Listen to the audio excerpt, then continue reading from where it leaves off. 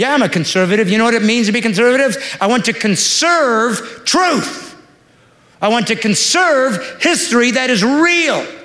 I want to conserve the hundreds of years of human flourishing that we can see what worked and what didn't. I want to conserve that Jesus Christ is God and not bow to those who demand that I not speak it in their presence. I want to conserve the free speech that God told me and that the founders said came from him. We find these truths to be self-evident. All men are created equal and endowed by their Creator with certain unalienable rights, amongst which are life, liberty, and the pursuit of happiness. Let me tell you something. At the time that they wrote those words, they was white European males. Women couldn't vote. Blacks weren't citizens, nor could they vote. Nobody could vote against their prospects at that point. Nobody. These men had absolute power. If there was ever a time to say, we find these truths to be self-evident, that all white, European, straight, Christian, conservative men are created equal, that was the time to do it.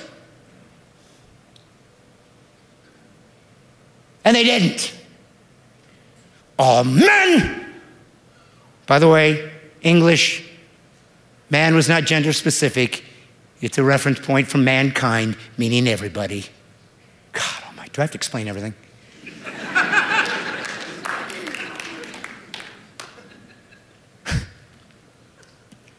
If there was ever a time for these men to say, we're racists, and we're going to put it into the very fabric of our nation, that was their time. And they didn't. There is correspondence of every one of the founding fathers amongst themselves that stated, this slave thing ain't going to work. We're going to have to get rid of this. I don't know how. This nation is so fragile, I don't know if it's going to survive, but we're going to have to do it because this is not part of our creed. It doesn't fit and doesn't align with our creed. We're going to have to figure this out, but we don't know how. And it took years and years and years and death of people who fought for freedom. It took Christian, white, European males like William Wilberforce in England to stop the slave trade. It took millions and millions of people's perspectives that had to be changed. Armies and navies of Britain would stop ships that had slaves, and these white guys would die for this. Why'd they do that nonsense? And then here we come to America, and we stopped it.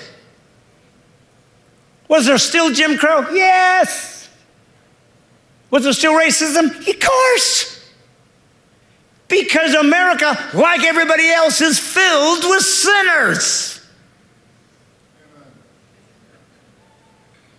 300,000 Africans came to this nation.